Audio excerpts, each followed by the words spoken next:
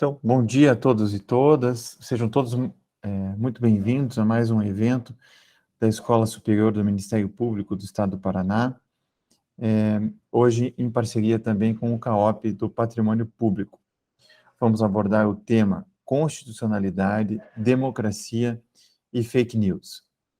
O tema das fake news é um tema bastante atual, né? O termo fake news ou notícias falsas, na tradução livre, se diferencia da desinformação pelo fato de ser criado e compartilhado com a intenção de causar dano ou gerar vantagens a partir da disseminação, segundo um conceito dado pela organização Laboratório de Políticas Públicas e Internet, o LAPIM, que promove campanhas para conscientizar os usuários brasileiros sobre os perigos de compartilhar informações falsas na internet. Sabemos que as notícias falsas disseminadas em escala, em maior escala e velocidade digital, pode ser danosa e destrutiva, na medida que influencia pessoas nas suas tomadas de decisões e, com isso, pode desestabilizar os fundamentos do Estado Democrático de Direito e da República Brasileira. Por isso, mensagens de ódio são danosas à política humanista, democrática e republicana. E membros do Ministério Público precisam estar atentos a essas situações, justamente para que possamos fazer a melhor defesa dos direitos fundamentais, da democracia e do Estado democrático de direito. Essa live de hoje vai debater as formas de notícias falsas, a regulamentação da temática na perspectiva constitucional e também discutir o inquérito 4.781 do Supremo Tribunal Federal, também conhecido como inquérito das fake news. Eu quero, de modo muito especial, antes de apresentar os nossos convidados, agradecer à doutora Luciane Evelyn Cleto Meluso Teixeira de Freitas, que foi quem fez toda a aproximação com os palestrantes, a Luciane, que é nossa colega, promotora de justiça, titular da primeira promotoria de proteção do patrimônio público aqui de Curitiba, integra o Ministério Público desde 1993, fez mestrado em Direito pela Universidade Positivo, além de ter especialização em Direito Previdenciário e Processual Previdenciário pela Escola da Magistratura do Paraná. Estão conosco para esta live o professor Eduardo Faria Silva, que é doutor em Direito pela Universidade Federal do Paraná, professor do programa de pós-graduação em Direito da Universidade Positivo e também coordenador da Escola de Direito e Ciências Sociais da mesma instituição. Está conosco a doutora Ana Carolina Contin Koziak, que é mestre e graduada em História pela Universidade Federal do Paraná, mestranda pelo programa de pós-graduação em Direito da Unipositivo, assessora de magistrado aqui em Curitiba, além de integrar o grupo de pesquisa sobre democracia e tecnologias digitais da Universidade Positivo. Também está conosco e vai abrilhantar esta live o Dr. Darius Vinícius de Araújo Gusso, que é mestre em Direito, especialista em Direito Tributário e Processo Tributário, também especialista em Direito de Seguros e Previdência Privada e assessor no Tribunal de Justiça do Estado do Paraná. Eu tenho, então, a honra de passar a palavra à doutora Luciane, que fará a mediação desse evento. Bom dia, Luciane. Bom dia, doutor Eduardo. Muito obrigada pelas suas palavras de carinho. Eu agradeço muito a participação de todos, desde já, e espero, sinceramente, que a gente possa contribuir para refletir sobre esse assunto tão importante que é fake news num ano eleitoral. Doutor Eduardo Faria Silva foi meu professor orientador do mestrado da Faculdade de Direito da Universidade Positivo, a quem eu tenho muito apreço, e ele fez uma aula magnífica sobre essa matéria, constitucionalidade, democracia e fake news. Então, eu sugeri trazer esse tema a público para debatermos muito esse assunto. O doutor Eduardo Faria é professor do programa de pós-graduação em Direito da Universidade Positivo e coordenador da Escola de Direito e Ciências Sociais da Universidade Positivo, doutor em Direito pela Universidade Federal do Paraná. Dários Vinícius de Araújo Busso e Ana Carolina Coutinho Koziak são meus colegas de mestrado da Universidade Positivo, a quem eu agradeço muito terem aceitado participar.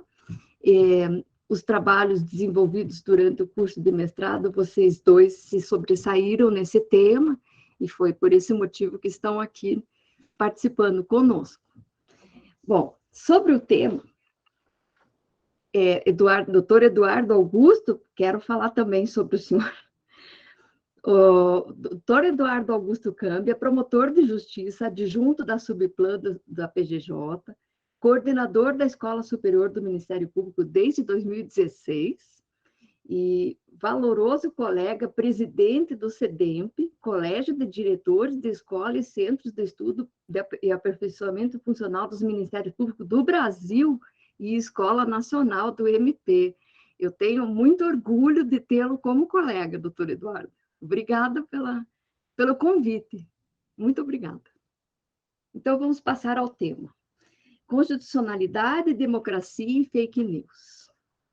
Bom, como o doutor Eduardo já adiantou, fake news, a gente precisa entender que ela se diferencia da desinformação pelo fato de ser criado e compartilhado com a intenção de causar dano ou gerar vantagens a partir de sua disseminação. Esse conceito eu extraí do site da organização nomeada Laboratório de Políticas Públicas e Internet, a LAPIM. Essa organização social, ela promove campanhas para conscientizar os usuários brasileiros sobre os perigos de compartilhar informações falsas na internet. Então, a fake news, além de sua disseminação, ela tem que ser disseminada com a intenção de causar danos ou gerar vantagens a partir de sua disseminação. Destacado esse ponto, nós temos que, certo é que as notícias falsas, hoje em escala e velocidade digital, levando em conta a aceleração tecnológica vida nos últimos 20 anos, aceleração tecnológica essa que nós debatemos muito no curso de mestrado, né, professor? Então, como elas viajam com uma velocidade imensa, elas têm o poder de desestabilizar os fundamentos do Estado democrático de direito. Então, pense nisso, num ano eleitoral. Como é perigoso a fake news, como são perigosas. Veja-se o caso concreto, recentemente noticiado no jornal Correio Brasiliense. Isso aconteceu em 9 de junho desse ano, agora, nesse mês. Eu, com muita tristeza, eu li essa notícia e trago para vocês.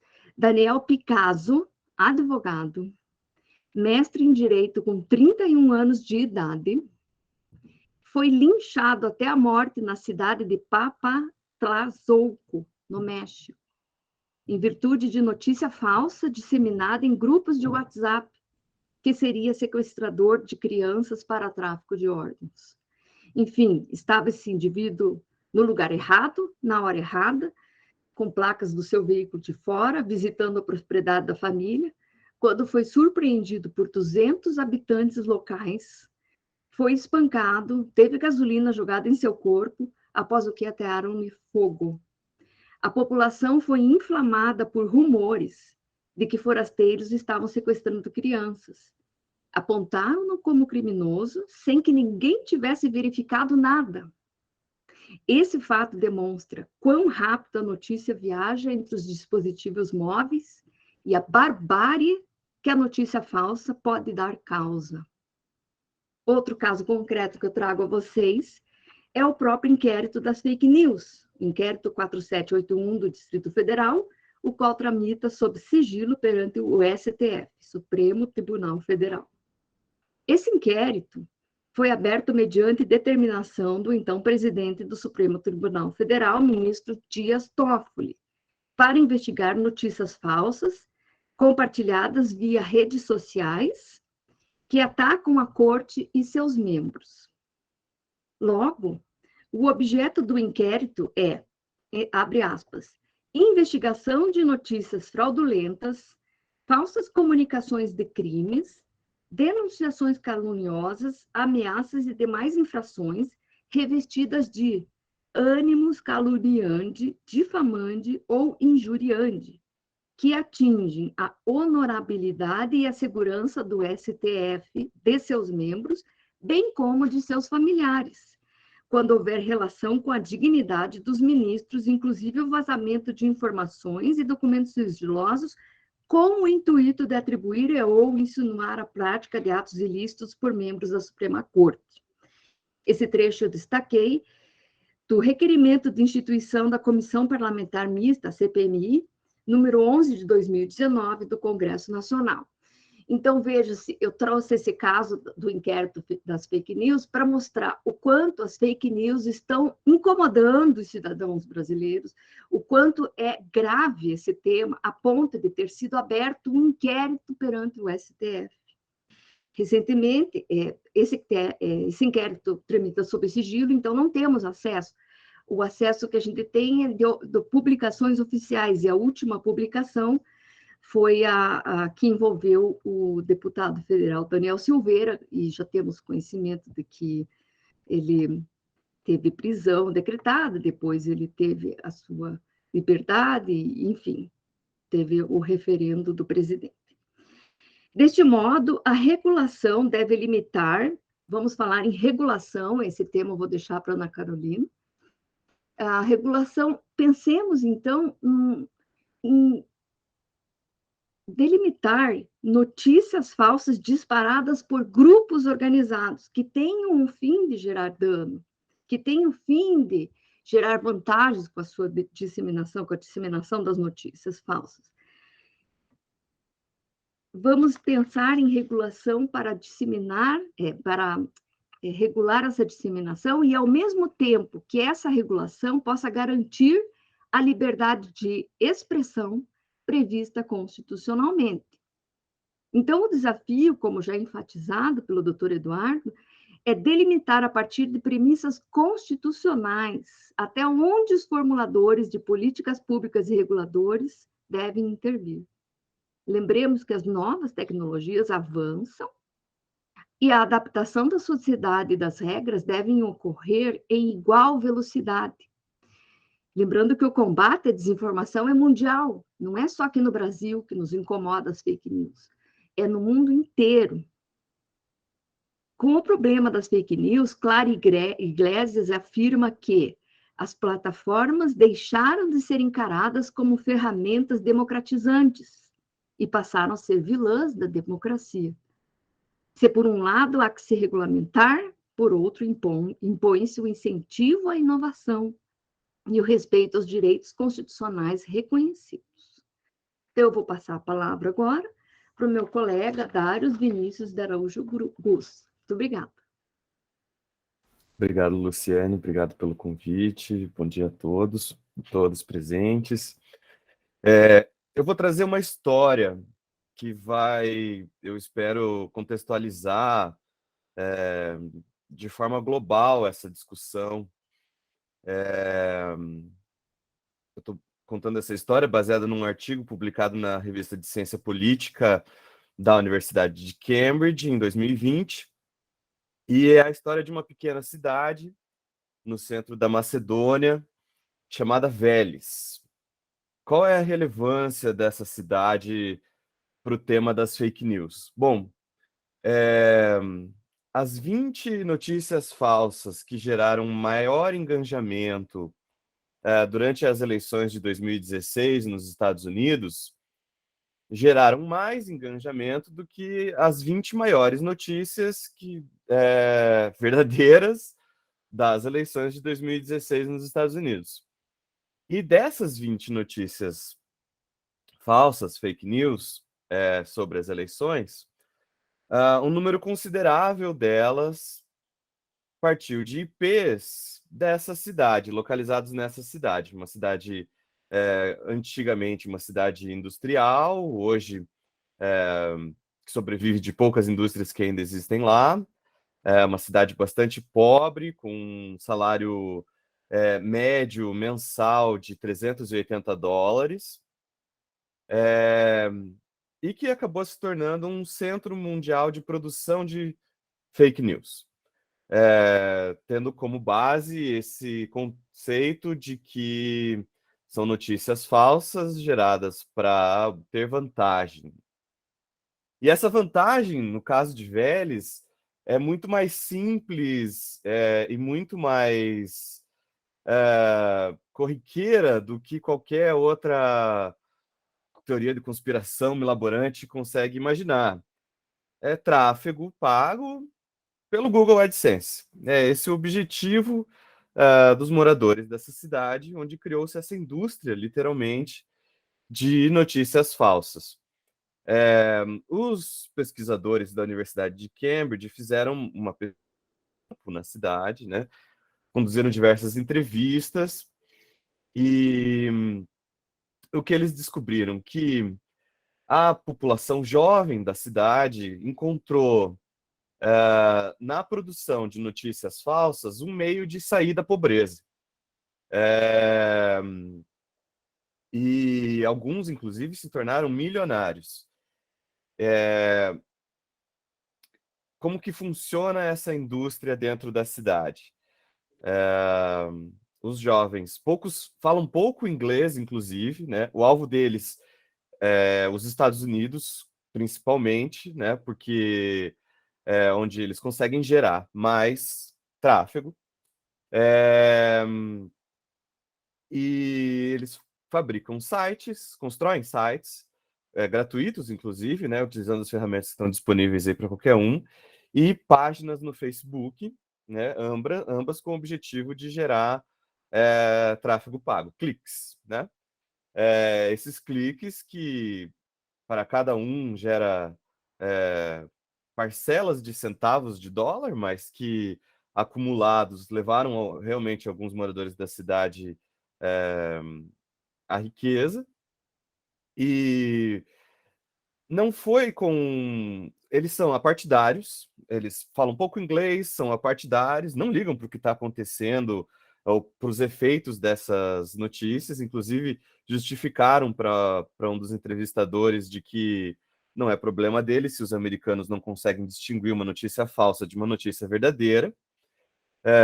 Então, do ponto de vista ético, essa é a visão que eles têm, ou pelo menos que os entrevistados têm, do que eles fazem. E com esses sites, não são necessariamente de política. A questão da política apareceu de forma orgânica, por tentativa e erro. Então, eles são sobre saúde, curiosidades, celebridades, que era um dos grandes geradores antes deles descobrirem a política, né? Eles não podem só produzir notícias falsas, porque eles precisam gerar a confiança dos seguidores. Então, eles têm uma porcentagem para 80% de notícias verdadeiras, simplesmente reproduzidas da internet, né? Eles copiam e colam, né? Reproduzem fatos, notícias, discussões nos sites, 80% verdadeiras, 20% falsas. Esses 20% falsos, que eles têm muito orgulho de criar, porque é o método que eles descobriram para manipular os algoritmos das redes sociais, do próprio Google AdSense, para fazer com que o algoritmo perceba eles, né? Então, o algoritmo percebe eles, porque essa postagem falsa se transforma, viraliza, literalmente viraliza, né? E então o algoritmo percebe eles e começa a expandir geometricamente a quantidade de seguidores, os acessos, os cliques e tudo mais. Então, é um ponto bastante importante da técnica deles de produção de renda através da publicidade, é a viralização. E essa viralização acontece para eles, o jeito mais fácil que eles descobriram foi através dessa produção de notícias falsas. Celebridades, saúde, curiosidades, eventos naturais, e então política. Por tentativa e erro, produziram-se notícias falsas sobre a Hillary, notícias falsas sobre o Trump. Então, duas que ficaram bem famosas na época das eleições e que foram admitidas por eles, né, com orgulho, inclusive, de que foram eles que criaram, foi Trump estapeia jornalista num comício, alguma questão assim, e Hillary negocia armamentos com grupos terroristas. Foram duas notícias que foram eles que criaram, que geraram muita interação, então geraram bastante renda para a cidade, para os moradores que vivem disso, né? São jovens, inclusive os pais entrevistados falaram assim para os pesquisadores da Universidade de Cambridge: eu trabalhei muito duro para conseguir fazer com que os meus filhos vivessem, para que nós sobrevivêssemos aqui. Então, se eles puderem conseguir dinheiro assim, maravilha, que ótimo, né? E notou-se, né, por tentativa e erro, né, por amostragem, por testes que eles fizeram, que as notícias pró-Trump, por acaso, geravam mais interação. Então, focou-se nisso, né? O objetivo é gerar renda através de publicidade, né? Através de tráfego. Então, foca-se no que gera mais renda. Isso foi tão longe que já dura aí 7, 8 anos. O artigo é de 2020, falando de questões que aconteceram desde 2015, né? Que hoje existe, inclusive, cursos online criados por moradores da cidade, inclusive um morador que assumiu a posição de líder desse mercado, na produção, né? Esses cursos custam 500 euros, parte desse valor é reinvestido em patrocinar os posts que eles fazem, né? Então, patrocinar suas próprias páginas para que então elas possam gerar renda de volta, né? Pelo Google AdSense, por exemplo, ou pelo Facebook. E são cursos de 6 meses, que inclusive os pesquisadores de Cambridge fizeram os cursos. Eles têm são cursos didáticos, inclusive, eles têm módulos e objetivos, provas, e o trabalho de conclusão é a apresentação de uma página, de um site ou de uma página no Facebook com pelo menos 500 mil a 1 milhão de seguidores, que é uma média razoável para que a pessoa que fez o curso consiga gerar, o aluno, né?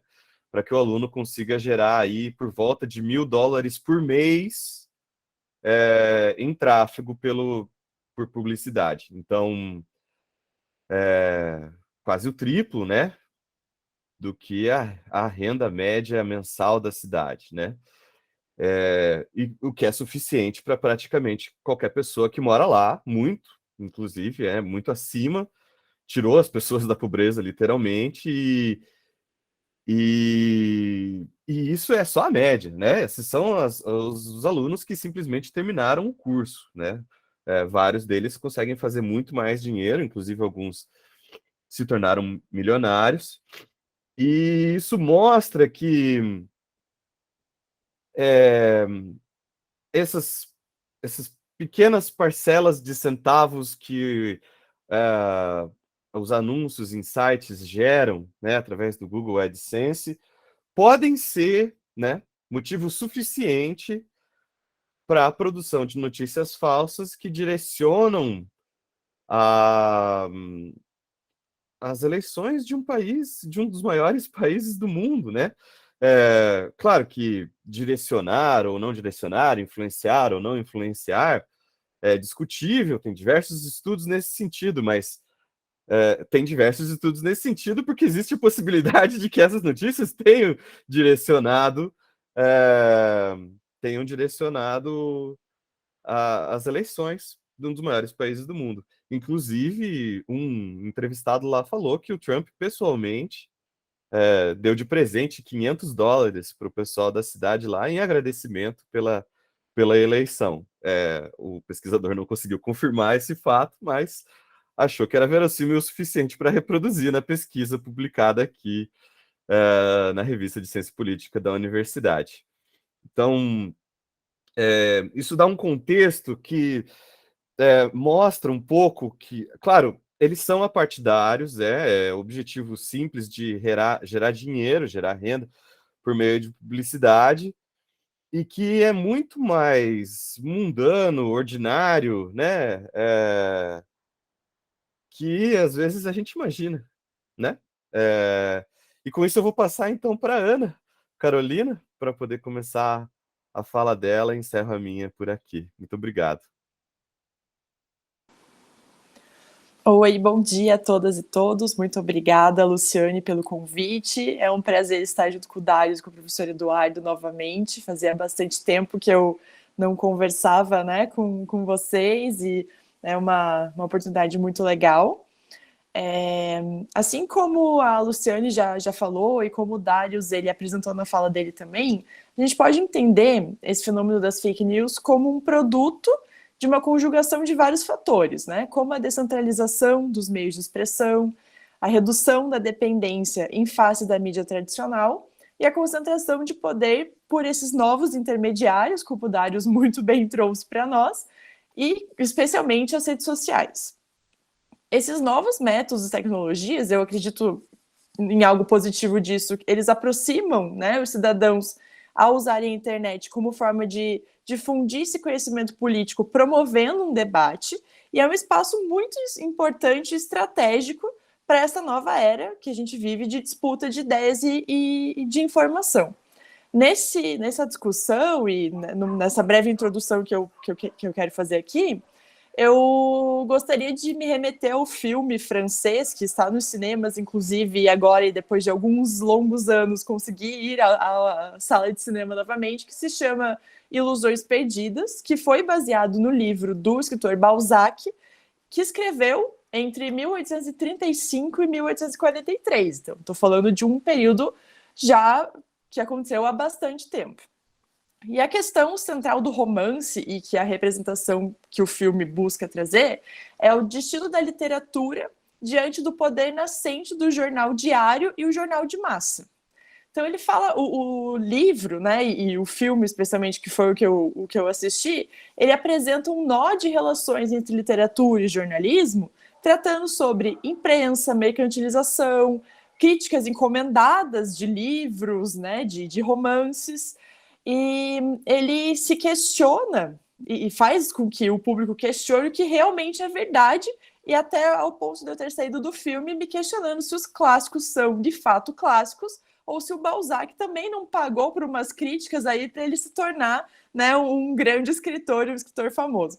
Brincadeiras à parte, é um filme muito interessante, assim, que trata sobre essa questão do período mesmo, da literatura, dos jornais, mas ele traz um aspecto interessante que eles começam, né, os personagens começam a criar um jornal de massa e eles começam a discutir sobre qual seria a linha editorial desse jornal. E eles falam que essa questão da intimidação, porque eles precisam fazer com que as pessoas leiam o conteúdo que eles produzem, e a escolha editorial deles é poder tomar como verdade tudo o que é provável. Então, se alguma notícia, se algum fato, se algum acontecimento é provável de ser verdade, então se a probabilidade disso ter acontecido é grande, eu vou tomar como verdade e eu vou publicar no meu jornal. Tudo isso em meio a um debate, toda uma questão assim de estruturação de uma sociedade moderna que vê o romance e a literatura perdendo espaço para esse tipo de jornalismo que vai escancarar a verdade. a verdade, que é o que as pessoas pagam para serem verdade e o que é provável. Falei disso para pensar que essa desinformação gerada pela difusão de notícias falsas, ela não surgiu com as redes sociais e nem é um elemento exclusivo da nossa época, como bem retrata o filme e o livro do Balzac. Mas essa técnica sofisticada para difundir a desinformação, o falso e a mentira, eu acredito que pode ser considerada bem contemporânea, até pelo acesso e uso da tecnologia que a gente tem hoje e que, notadamente, as pessoas não tinham naquela época. Nesse sentido, e falando do tema que fiquei responsável para trabalhar aqui, que é a regulação, eu defendo e acredito que são necessários, sim, mecanismos de controle e regulação para conter a difusão da desinformação que desestabiliza os fundamentos do Estado Democrático de Direito e especialmente da democracia. Especialmente porque acredito que, se não regulada, ela influenciará cada vez mais na crise política que a gente vive a partir das primeiras décadas do século XXI. Acredito que esses mecanismos de regulação, eles devem partir do Estado, no âmbito legislativo, e também por parte das redes sociais e desses instrumentos tecnológicos. Por exemplo, o Google, ele já restringe a exposição de anúncios e permite, né, a identificação do conteúdo comprovadamente falso nos resultados do buscador. Existe, né, um aprimoramento de técnicas que permitem identificar o uso de robôs, perfis falsos, publicações automatizadas, restringindo a manifestação deles na internet e nas redes sociais. E cito aqui também o Conselho de Supervisão do Facebook, que é o Oversight Board, que é uma espécie de corte para garantir o respeito à liberdade de expressão por meio de um julgamento independente. Então, é uma corte que se reúne para dizer a liberdade de expressão foi ferida em determinado caso, qual que é o contexto e como que foi feita essa difusão da desinformação e da fake news, né, das notícias falsas. Em se tratando especificamente da regulação das fake news por parte do Estado, o professor Eduardo e eu escrevemos um artigo para a Gazeta do Povo, que foi publicado também para alguns outros jornais, que trata sobre o projeto de lei 1429 de 2020, apresentado pelos deputados federais Felipe Rigoni e Tabata Amaral, que, assim, à época era a discussão, depois o projeto foi arquivado, mas existe ainda um outro projeto, uma nova versão desse projeto de lei, que discute sobre a instituição de uma lei brasileira de liberdade, responsabilidade e transparência na internet. Mas à época, e acredito que também com essa nova versão, e assim como a Luciane bem falou sobre a questão dos princípios constitucionais que devem ser defendidos e assegurados, um dos principais debates que existe, né, sobre essa questão da regulação é coibir as fake news disparadas por grupos organizados no ambiente digital, por meio de uma norma específica. É restringir a liberdade de expressão? E daí, tanto no artigo a gente defende que não, que essa restrição não viola o campo das liberdades e justamente o contrário, ela busca coibir a falta de compromisso com a veracidade da informação e de suas consequências. Nesse sentido, eu acredito que a defesa da liberdade de expressão implica fortalecer uma cultura social e jurídica sobre os discursos que são protegidos e aqueles que não são protegidos. Levando em consideração que a proteção a proteção à liberdade de expressão é a regra e a não proteção é a exceção, para determinar quais são os discursos não protegidos, a Unesco propõe, a partir do Pacto Internacional sobre Direitos Civis e Políticos, um teste de 3 passos para fazer essa análise, né? O primeiro deles é que deve haver uma lei que defina qual discurso não é protegido, por exemplo, como a questão do racismo.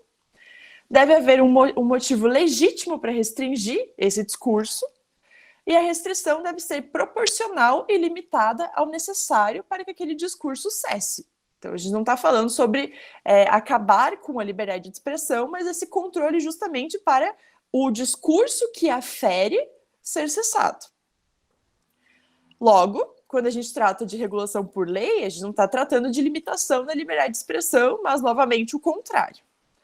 Nessa mesma perspectiva, e daí trazendo um pouquinho do que eu me propus a fazer como um esboço para a gente pensar limites para as fake news, alguns critérios de controle, eu me remeto e faço uma breve análise do artigo 20, parágrafo 2º, também do Pacto Internacional sobre Direitos Civis e Políticos, que estabelece que todo apelo ao ódio nacional, racial e religioso que constitua uma incitação à discriminação, à hostilidade ou à violência deve ser interditado por lei. E daí, nessa questão do discurso de ódio, especialmente, que esse artigo faz remissão, a análise que é feita por comitês internacionais é que existem 6 requisitos que devem ser, de certa forma, cumpridos para que uma declaração dessas, um discurso, inicialmente um discurso de ódio, corresponda a um crime. Falo disso porque, e trago esses 6 requisitos, não para falar do discurso de ódio, porque não é o nosso objetivo, apesar das fake news estarem muito relacionadas com eles também, mas que a gente pode usar esses requisitos e esse teste de limiar, que é chamado, para também falar sobre a regulação das fake news e para propor. É necessária uma regulação, como eu defendo. A gente precisa estabelecer algum tipo de controle, algum tipo de critério. Quais serão esses critérios? Então, assim, trazendo um esboço mesmo para a gente discutir, fiquem muito à vontade para discordar de mim, depois a gente conversa sobre isso, mas trazendo esses 6 requisitos que podem ser um caminho para a gente estipular uma regulação desse conteúdo. Então, o primeiro deles é o contexto, porque deve-se analisar o contexto social e político predominante no momento do discurso ou da divulgação desse texto, desse discurso. O segundo requisito, o locutor. Então, qual a posição do indivíduo na sociedade? A gente discute muito quando fala de fake news, que a notícia falsa ela sempre existiu, a desinformação também. E, claro, a fake news num âmbito muito maior, mas, assim, o seu vizinho que fala alguma mentira sobre política ou sobre determinado candidato ou candidata. A posição dele, essa fake news, essa mentira que ele te conta, pode ser considerada uma fake news em todo esse esquema de disparar mensagens e usar de todo um aparato tecnológico para isso? Acredito que não. É falso, é mentira, deve ser advertido, mas eu acredito que essa pessoa deva ser punida pela fofoquinha que ela contou. Então, assim, tem um grau de diferenciação, né? O terceiro requisito, então, seria a intenção. Qual foi a intenção de propagar esse discurso, de divulgar essa notícia que você não conferiu se é falsa, ou que, no caso que o Darius apresentou, você criou falsa. Qual que seria a sua intenção? É ganhar dinheiro? É ganhar likes? É fazer uma virada eleitoral, digamos assim? O quarto requisito, então, seria o conteúdo e a forma com que esse discurso é apresentado.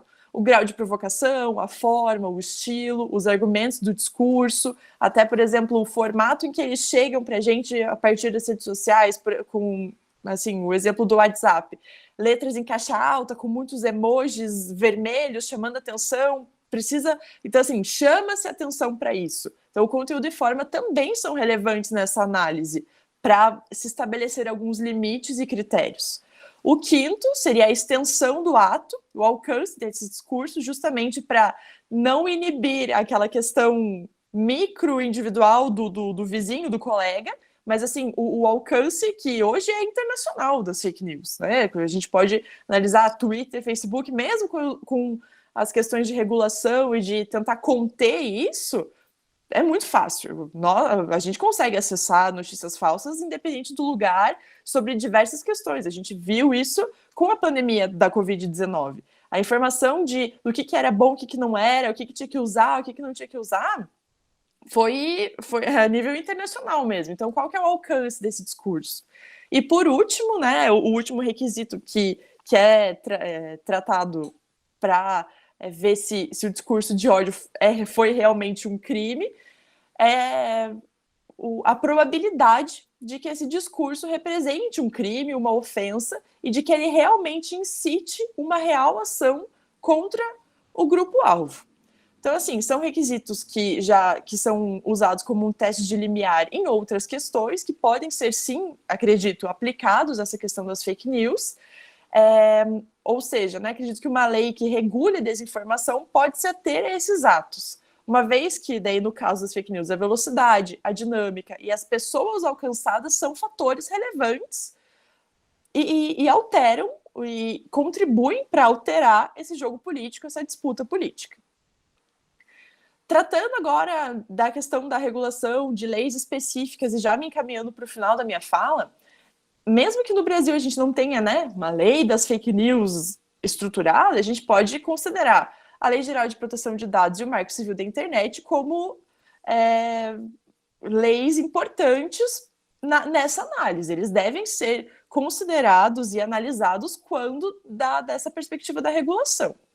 E daí, trazendo uma referência ao âmbito europeu, poderia ter sido também em relação aos Estados Unidos, mas me ative também ao âmbito europeu pela diversidade mesmo da discussão, e também para mostrar que a regulação não é uma questão apenas brasileira, e assim como a Luciane disse, ela está atrelada ao mundo inteiro. No âmbito europeu, a gente tem a própria lei, né, de proteção de dados, né, o General Data Protection Regulation, né, da União Europeia. E no plano da União Europeia, de países europeus, se desenvolveu um plano de ação europeu para a democracia, que desenvolve diretrizes para obrigações e responsabilizações das plataformas online contra a desinformação. E lá é muito interessante que os próprios canais de TV e de jornalismo têm pressionado as autoridades para que se regule também a mídia. Porque existe... A mídia não, desculpa, as redes sociais. As mídias sociais a partir de celulares, de datas móveis. Porque eles falam, o jornalismo e a mídia tradicional, ela é muito regulada. E a gente tem uma obrigação para com a verdade, para com a checagem dos fatos da informação. Mesmo que erre, existe essa preocupação. Mas a gente também quer que essa mesma preocupação também aconteça para as mídias sociais, que têm um alcance até muito maior do que elas. Para isso, né, em 2018, foi publicado um Código de Prática sobre Desinformação, que estipula padrões autorregulatórios para combater a desinformação, e esse conjunto de práticas ele foi atualizado esse ano, assim, recentemente, em 2022, tratando sobre essa questão da desinformação, né? E existe um documento publicado pelo Parlamento Português, na verdade, que faz um compilado de diversos países europeus que optaram por combater a desinformação através da via regulatória, e assim, diversos países com suas propostas e com sua forma de lidar por meio da ação legislativa, em que eu cito a França, que aprovou em 2018 um projeto de lei destinado à melhor efetivação da responsabilidade civil e penal pela difusão de notícias falsas durante o período eleitoral, que aprovou mecanismos de combate às fake news e campanhas de desinformação que visem influenciar o curso normal dos processos eleitorais por meio, né, por intermédio do serviço de comunicação online. Então é interessante porque eles justamente mostram, o curso do processo eleitoral ele está sendo influenciado e mudado, e esse debate está sofrendo influências e consequências da desinformação. Na Alemanha também, em 2017, foi publicado um ato para melhorar a aplicação da lei nas redes sociais, ou seja, que eles chamam de lei do Facebook, porque existe uma lei, existe uma regulação, mas que ela precisa ser aplicada especialmente a esse caso específico que vem surgindo das redes sociais. E nisso, além desses dois países, posso citar Reino Unido, Espanha, Bélgica, Croácia, Irlanda, Países Baixos, Itália, Hungria, Suécia, Dinamarca, Noruega e Portugal, que possuem leis e regulação e uma agenda regulatória de combate, e essa palavra é muito presente nos textos que tratam sobre isso, combate às fake news. Então, é uma regulação, são critérios para você controlar e também combater. Não só o que já existe, mas fazer com que eles não existam ou não existam em um grau tão maior do que vem existindo. E nesse sentido, então, já me encaminhando para o final, eu acredito que o Poder Legislativo deve impedir, sim, a ação de grupos organizados que se mobilizam para difundir a desinformação nessa escala que pode desestabilizar o sistema democrático. voltando à questão do filme, as notícias falsas, elas desestabilizavam uma relação literatura, romance com a questão do jornal. O jornal, o tradicional ali, o acesso às massas, né, ele estava precisando se impor. Então, ele tinha que se sobressair, trazendo notícias falsas e criando uma realidade paralela. Hoje, a gente está falando de algo que destabiliza não só uma relação informativa de dois âmbitos, mas o próprio sistema democrático, o próprio processo eleitoral, não só no Brasil, como em diversos países. Nesse sentido, a regulação buscada ela deve garantir o campo das liberdades e assegurar a estabilidade institucional na era digital. Então, existe essa preocupação também. E daí, assim, para encerrar, eu acredito que nessa discussão da regulação e desse combate às fake news, o direito fundamental da liberdade de expressão não pode ser uma salvaguarda para a disseminação deliberada de fake news, porque justamente esse controle e esses requisitos para intervir nas fake news, eles protegem a liberdade de expressão, e não o contrário. Da minha parte é isso, agradeço e passo a palavra para o professor Eduardo. Obrigada. Obrigada, Ana. Brilhante participação. Obrigada, Darius. Brilhante participação também. Adoramos ouvi-los. E passo com bastante expectativa para o doutor Eduardo Silva, meu professor orientador querido. Gosto muito e tenho muito orgulho de tê-lo aqui hoje conosco. Muito obrigada. Passo a palavra. Obrigado, Luciane, obrigado pelo convite e fico muito feliz, né, em ouvi-la e também aumenta a minha responsabilidade, né? Bom dia, Darius, Ana Carolina e todos os colegas que estão aqui acompanhando a nossa conversa. Eu vim trazer algumas provocações nesse diálogo aqui agora de manhã, até porque nós vivemos num período de absoluta transformação. Nós vivemos um período literalmente estamos numa revolução tecnológica, vivenciando ela. Nós falamos da Revolução Industrial, e olhamos para o passado e vemos como foi todo o impacto e toda a transformação decorrente da Revolução Industrial, e nós hoje estamos vivenciando também um momento de transformação, um momento de revolução, e nosso principal objetivo é tentar capturar esses movimentos todos e tentar, de uma determinada forma, refletir, analisar e gerar algumas provocações. E talvez essa minha fala, quando eu menciono o item da revolução, ela vai ficando mais clara quando eu volto um pouquinho no tempo, mas vocês vão ver que é bem pouco, né? E nós começamos a cotejar, né, confrontar a forma que nós nos organizávamos, né, do ponto de vista institucional, do ponto de vista democrático, e o momento que não só o país, mas o mundo, como foi mencionado pelos colegas, que tem processos eleitorais, também passam e vivenciam. E aí eu tenho uma pergunta, que eu acho que ela é uma pergunta importante, o que um sistema político democrático deve permitir? Essa minha fala, ela é uma fala e uma pergunta que ela é importante nós revisitarmos, porque no meio de tanta informação, né, e aí eu nem vou nesse momento para o campo da desinformação, só no campo da informação nós recebemos um volume exponencial, né? Muito provavelmente, muitos que estão participando da nossa conversa aqui não recordam se primeiro, quando acordaram, olharam o WhatsApp, olharam o Instagram, olharam um portal de notícia, qual foi a primeira notícia, qual foi o primeiro portal, qual foi a primeira mensagem. Isso para expressar o volume, a gama de mensagens que nós recebemos diariamente, e o impacto disso. E aí, nesse momento, é importante nós retornarmos e revisitarmos algumas expressões, alguns conceitos, algumas ideias. Aí, quando nós falamos de um sistema político-democrático, ele deve permitir duas coisas básicas, né? Que é a competição e a participação política, né, entre governo e oposição. Essa é a base liberal, clássica, né? Então, o que eu estou falando aqui é de democracia liberal clássica.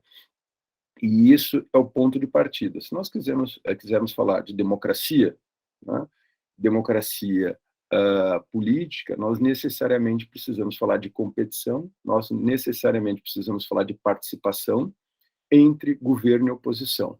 Essa é a base, né? Simples, mas em alguns momentos ela é esquecida. E aí, a todo momento, é necessário revisitá-la, né? Um sistema democrático que permite, então, esse jogo, né, de participação, competição entre governo e oposição, né, ele deve garantir que a oposição se organize em partidos políticos, tá? Para fazer oposição nas eleições livres e idôneas. Por que a oposição? Tá? Porque exatamente quem está na instituição, no governo, tá, ele detém o controle, tá, de toda uma estrutura estatal, tá, que nós sabemos que tem uma capacidade de sufocar aquele que se coloca em oposição.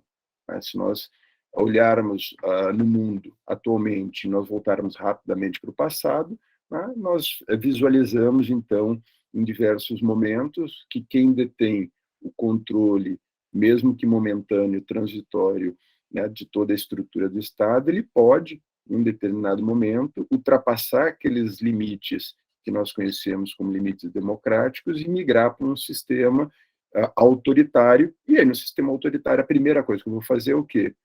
É sufocar a oposição, é eliminar a oposição, que é uma linguagem que se utiliza muito na ciência política. Então, quando eu olho um sistema democrático, eu tenho que olhar exatamente a partir da oposição, da capacidade dela existir, da capacidade dela se organizar, da capacidade dela participar de processos eleitorais livres e idôneos. Esse é um ponto de partida fundamental. E o governo, gente, ele só quer a reeleição no processo democrático e a oposição à eleição. Percebam que eu estou falando é simples, mas é na simplicidade que tem uma gama e uma complexidade de questões que em muitos momentos nós esquecemos. Tá? Então, eles pretendem ficar no poder. Claro, quem está no governo quer ficar. Tá? Vejam quantos anos a Merkel ficou na Alemanha. Tá? Faz parte, porque aquele que está no governo pretende, dentro do seu projeto político, ficar o máximo de tempo possível e renovar, dependendo, obviamente, do sistema, por meio do voto, a manutenção num sistema parlamentarista, num sistema presidencialista, a sua hegemonia. E quem está na oposição é eleição, é exatamente permitir a substituição. Esse é o jogo. Tá? Então, essa base é uma base importante também para a gente perceber. E esse processo de democratização, essa ampliação progressiva da competição, da participação, ela vai definindo aquilo que nós entendemos na competição como contestação pública, e na participação política o que nós entendemos como regimes inclusivos. Quanto maior a minha capacidade de contestação pública, quanto maior a minha capacidade de me expressar publicamente, quanto maior a liberdade que eu tenho dentro dos marcos democráticos, né, de me expor, de contestar, mais democrático é um determinado país. Quanto maior a inclusão para a participação, mais democrático é um país. Então, eu tenho dois elementos que são importantes. Eu tenho que permitir a contestação e eu tenho que permitir a participação. Quanto maior a competição e quanto maior a participação, como diria Robert Dahl, maior mais democrático é um país. Então, aqui nós temos um ponto absolutamente importante, absolutamente relevante. Nós temos que garantir, no caso, que a oposição se organize, que a oposição tenha a capacidade de se manifestar publicamente, que nós temos que ter um sistema que permita que a imprensa possa se organizar, que a imprensa possa se manifestar, né, e trazer as informações, por exemplo, que nós tenhamos também as organizações sociais, que elas possam também existir e possam publicamente se manifestar dentro dos marcos democráticos, e toda a ação que busque, né, de uma maneira ou outra, a redução ou a eliminação, até mesmo física, né, de alguma das pessoas, de algum dos diferentes grupos que eu mencionei, mas o ambiente menos democrático, a densidade é menor. Quanto maior a possibilidade, o ambiente mais democrático a gente vive. E é a participação também dos diferentes grupos. Então, ao longo da história, como é sabido, tinha participação apenas pela renda, depois isso se ultrapassou, então a renda não era um critério de definição, então cor também não é critério de definição, etnia também não. No Brasil, hoje, nós temos um critério etário, né? A idade mínima para entrar num processo aqui, se a gente fosse falar aqui especificamente do ponto de vista eleitoral e do voto, né? Agora, em relação à participação nas suas manifestações, a gente não tem nenhuma restrição nem etária. Então, quanto maior for a possibilidade de competição, quanto maior for a capacidade de participação, mais democrático um regime. Bom, com isso, né, nós podemos falar que nós teríamos, do ponto de vista teórico, um tipo ideal, quase como um tipo ideal weberiano, né, cidadãos plenos, né, aqueles que têm oportunidades plenas de formular suas preferências, ou seja, eu posso formular as minhas preferências, porque muitas vezes nem isso é permitido num regime autoritário ou totalitário. Eu posso expressar as minhas preferências, ou seja, além de formular, eu posso expressar essas minhas preferências para os meus pares, para os meus cidadãos, meus co-cidadãos, ou para o governo. E ter as preferências igualmente consideradas pelo governo. Isso não significa que o governo vai aceitar, mas ele precisa estar em pé de igualdade e elas precisam ser consideradas. Como disse Robert Dahl, quando ele vai formulando essa ideia de cidadão pleno, e o que seriam oportunidades plenas dentro de um regime democrático. No caso, ele utiliza poliarquia, e aqui eu estou adotando a palavra democracia. E aí, além dessas oportunidades plenas, eu preciso de garantias, né, institucionais.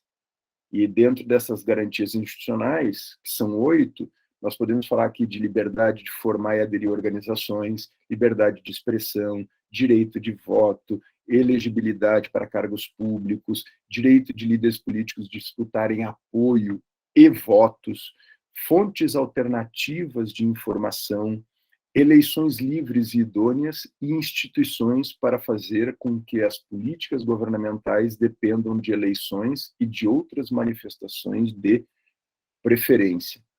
Percebam a riqueza dessas 8 garantias.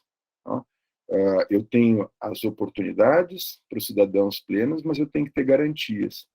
E essas garantias, elas são fundamentais se nós quisermos pensar num Estado democrático de cunho e base liberal. A combinação, então, dessas 3 dimensões que eu mencionei, e mais essas 8 garantias, é que vão determinar o regime e a densidade desse regime. Tá? Nós podemos ter regimes que são que têm uma maior ou menor densidade, e aqui é o que eu vou, mesmo no âmbito democrático, mais à frente eu vou mencionando isso.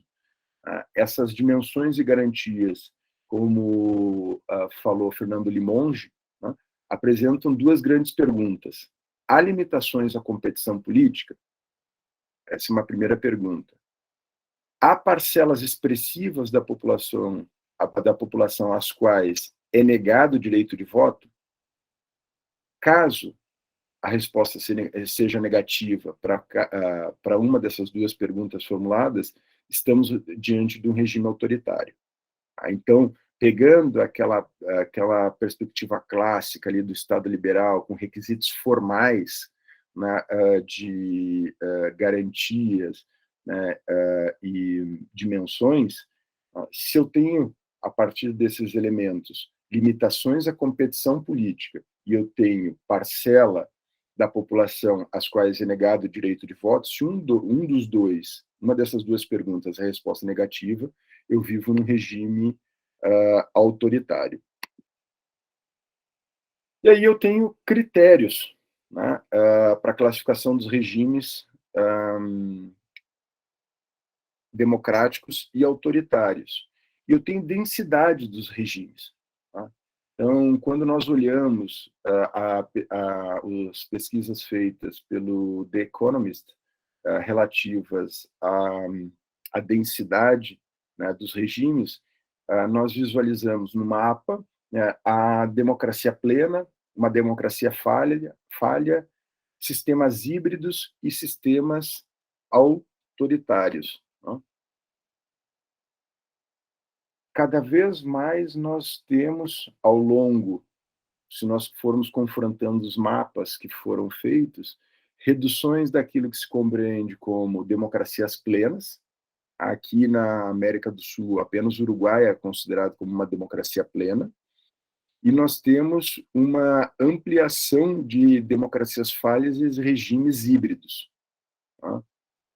Que, dentro de uma racionalidade democrática que permeia aqui o Ocidente, em especial aqui a América, né, isso é um sinal de alerta, né, para aquilo que foi construído, em especial após a Segunda Guerra Mundial, né, como um regime democrático e os seus critérios para a definição de um regime democrático. A pesquisa, aqui eu cito apenas uma, existem outras, né, do The Economist, vai demonstrando que nós temos uma fragilidade daquele conceito de democracia nas variáveis que eles utilizam como elementos para definição, então, se é uma democracia plena, se é uma democracia falha, de um regime híbrido ou um regime autoritário. A partir daquelas duas perguntas que o Limonge trouxe, eu utilizo e vou ampliar os dois questionamentos. Então, há limitação à competição política? Há parcela expressiva da população ao qual é negado o direito de voto? Para provocar uma reflexão sobre os regimes democráticos atuais. Então, o meu objetivo, muito mais do que procurar trazer respostas, é gerar provocações para uma reflexão de todos que estão aqui, em especial porque eu percebo que a gente vive num momento, como eu falei no início, de transição, num momento de transformação, num momento de revolução tecnológica.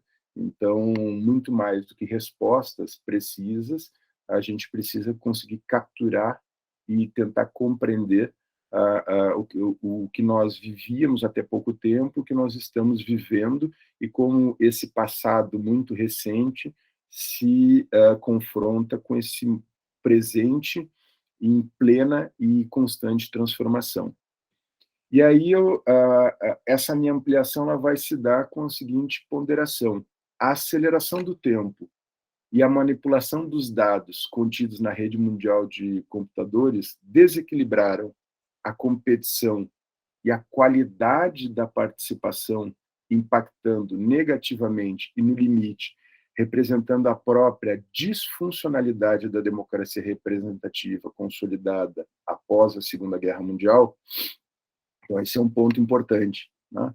E eu imagino que há uma progressiva disfuncionalidade decorrente exatamente da aceleração do tempo, que eu vou falar um pouco mais à frente, da manipulação dos dados contido na rede mundial de computadores. Tá? Então, essa combinação de aceleração e manipulação dos dados, ela vai criando uma progressiva disfuncionalidade no modelo de representação e no desenho de estabilidade institucional desenvolvido ao longo das décadas. Então, eu estou mencionando aqui não necessariamente o Brasil, eu estou mencionando o elemento da democracia ocidental. Então, Aqui eu estou restringindo espacialmente, né, a minha análise, e também estou utilizando como elemento democracias que foram construídas pós-Segunda Guerra Mundial, né, e em cada continente com seus tempos diferentes também. Então, a gente não pode nunca olhar de maneira homogênea nenhum continente. A gente precisa compreender a realidade de cada um dos continentes e a realidade de cada um dos países. E como cada um desses continentes e países foi construindo um modelo de representação e um desenho de estabilidade institucional. A pergunta apresenta uma complexidade de variáveis que determinam a resposta final sob o prisma que define a análise. Então, para tanto, eu vou apresentar algumas variáveis em forma de perguntas com possíveis respostas indicando, no caso aqui, o impacto negativo. E aqui eu quero fazer um registro, quando eu falo impacto negativo, porque a tecnologia, ela não é nem para o bem nem para o mal. A tecnologia ela não é nem boa nem ruim. A tecnologia é um instrumento. O sentido que eu dou para a tecnologia é que vai ter um impacto negativo ou positivo. Né? Então, isso é fundamental. A tecnologia, o sentido que eu dou para ela, a utilização que eu dou para ela, que vai representar se o resultado final gera um impacto positivo ou o resultado final gera um impacto negativo. Na minha perspectiva e no recorte específico que eu estou fazendo, né, dentro desse raciocínio aqui, eu estou demonstrando alguns dos impactos negativos. Tá? Então, qual a relação entre velocidade, informação, poder e democracia? Tá? Para mim, a resposta é absolutamente direta. Né? A velocidade é fundamento do poder político, sendo o seu lado desconhecido, como falou Paul Virilio, um intelectual francês. Nós nunca tínhamos parado para refletir de maneira tão aguçada de como a velocidade ela é uma base, é um fundamento do poder político. Né? Só que ela era desconhecida e a tecnologia talvez tenha desvelado isso, né, e mostrando essa conexão. O domínio do fundamento da velocidade acoplada à riqueza, ou seja, dinheiro, efetivamente, permite formas de competição no jogo democrático que se traduzem em vantagens singulares para os players políticos, para os jogadores políticos. Então, ter velocidade e ter dinheiro, né, elas traduzem em vantagens diferenciadas, né, para os jogadores políticos. Percebam que as agremiações e alguns candidatos, como eles buscavam o quê? Velocidade de comunicação e recurso financeiro. Tá? E nesse período agora, no país pré-eleitoral, nós olhamos as movimentações de candidatos a presidente da República, candidatos a senador, candidatos a deputado federal ou deputado estadual, migrando, né, para aquelas agremiações que eles consideravam dentro da sua estratégia que lhe permitiriam velocidade no processo e lhes permitiriam acesso a fundos públicos legais, né, para ter uma diferença na competição em relação a outros. Não tendo acesso, migro de partido. Tendo acesso, eu vou fazendo as composições possíveis. Então, o processo de aceleração do tempo, que a partir da Revolução Industrial, a gente tinha o qual? Né? O vapor, a combustão e a microeletrônica. Né? Nós inventamos meios de criar literalmente velocidade. Pensem comigo aqui. Né? Até a Revolução Industrial, quais eram os elementos mais rápidos que a humanidade tinha produzido, né? Como forma de comunicação? Cavalo, barco à vela, né? Pombo-correio. Né? Imagina, nós, durante séculos, milênios, né? As formas de comunicação mais rápida que nós utilizávamos, né? Passavam necessariamente, né? Pelo o barco, a vela, passavam necessariamente pelo cavalo, passavam necessariamente pelo pombo-correio, eventualmente algum outro, né, instrumento era utilizado. Percebam o giro que a Revolução Industrial dá quando entra o vapor, quando vem a combustão e quando entra a microeletrônica. nós literalmente criamos velocidade, nós aceleramos, né, o tempo. Né? A criação da velocidade, ela rompeu com o que existia até o século XIX. Ela transforma o ideal de tempo e ela transforma o ideal de espaço. Né?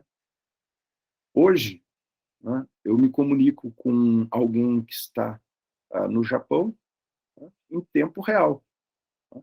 Então, a ideia de tempo e espaço mudou, né? Porque eu estou aqui agora, né, na minha biblioteca, conversando com vocês em tempo real, né? E a ideia de espaço também foi transformada. Isso provoca, obviamente, uma revolução, né, na parte da comunicação, na parte da informação. No passado, né, eu precisava me comunicar com um outro continente, escrevia uma carta, levava alguns meses para a carta chegar, eu pensava mais alguns meses o que eu ia responder, e depois de alguns meses a carta retornava, se o navio não afundava, e ainda chegava lá para a reflexão. A gente falando aí de no mínimo 6 meses a 1 ano. Hoje, se eu mando um WhatsApp para alguém e a pessoa não responde na hora, já penso que a pessoa não gosta de mim. Tá? Já acho que fui desconsiderado. Tá? Já penso que tô fora, sua carta está fora do baralho. Né? Então, se não tem um like na foto que eu posto no Instagram, no exato momento da minha postagem, olha, a foto não foi interessante, buscando aquilo que o Darius falou antes, né? Se eu vou produzir um meme, por exemplo, e aquele meme ele tem uma grande adesão, eu consigo depois, com o tempo, ir trabalhando e mobilizando a ideia de comunicação por memes, e criando e monetizando isso. Ou não, né? Entendi que aquela forma de comunicação ali, ela não atingiu o objetivo, e aí eu vou transformando a minha forma de comunicação. Então, a nova fase do jogo político, né, a disputa é sobre velocidade em relação à informação. Tá? E a alocação do poder está com aquele que consegue ir mais rápido. Tá? Quanto mais, né, eu consigo disputar a velocidade, quanto mais eu consigo me posicionar à frente, e quanto mais eu consigo difundir essa informação de maneira acelerada, tá? Eu me posiciono à frente dos meus demais competidores. E aí a capacidade dos jogadores, né, num regime democrático, está sendo que é mais rápido e menos rápido, né, na manipulação da informação. Então, criar, capturar, manipular, hierarquizar, decidir e difundir informação de forma acelerada, desculpa, é a chave para definir quem vai chegar chegar ou não na frente da competição. Então, eu tenho aqui um processo, né, que é fundamental, e que as assessorias, aqui a gente está falando das agremiações, se debruçam hoje, né, em como criar, capturar, manipular, hierarquizar e decidir difundir informação de forma acelerada.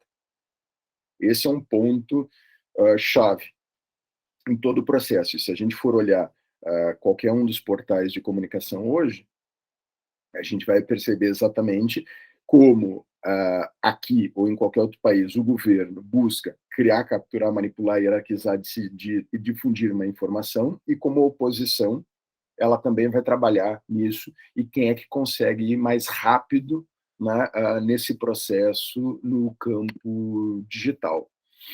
Se nós olhar, tem um estudo da FGV muito interessante, e aí eu também já convido para depois olharem os estudos que nós produzimos no grupo de Tecnologia e Democracia Digital também sobre monitoramento de redes, mas especificamente aqui no da FGV, em 2018, eles, entre 12 de setembro e 18 de setembro, eles fazem 2 mapas, né? Um mapa das interações sem robôs, né, sobre os presidenciáveis, e aí nós temos 4.603.595 retweets, e quando nós olhamos o mapa de interações com robôs, salta para 5.285.575 retweets, ou seja, nós temos a cada processo, né, eleitoral, e aí a cada 2 anos, né, porque daí eu estou aqui jogando do presidente, governador e prefeito, né, mas considerando que do presidente, onde ele tem a grande mobilização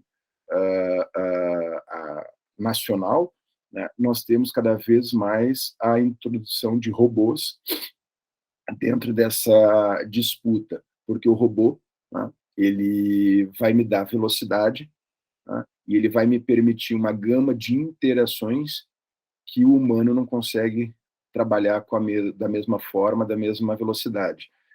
Então, o nosso processo eleitoral ele é permeado hoje em dia por uma utilização de robôs, e esses robôs são elementos fundamentais no processo de posicionamento das agremiações e também no processo de destruição daqueles que são seus adversários.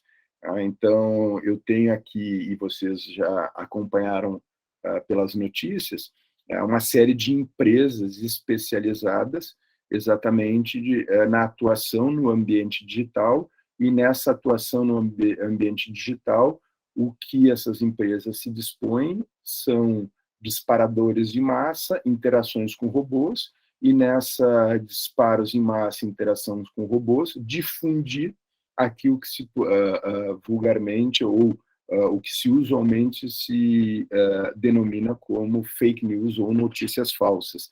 Então, nós temos, né, empresas altamente especializadas, nós temos pessoas altamente preparadas, né, com recursos para atuar no âmbito digital, difundindo, então, fake news, difundindo discursos de ódio, e que, obviamente, dentro de uma lógica de um regime democrático, né, a difusão de fake news e a difusão de discursos de ódio, eles não estão protegidos pelo princípio da liberdade. A liberdade, ela não protege o crime. Então, a gente precisa ter muita clareza em relação a isso.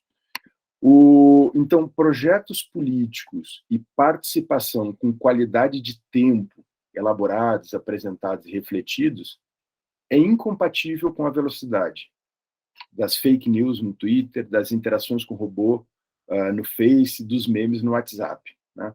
Elas simplificam e esvaziam o político. O que eu quero dizer com isso? Né? Alguém está acompanhando os projetos políticos? Alguém consegue acompanhar? Algum partido está produzindo? Alguém já leu qual que é o projeto político? Né?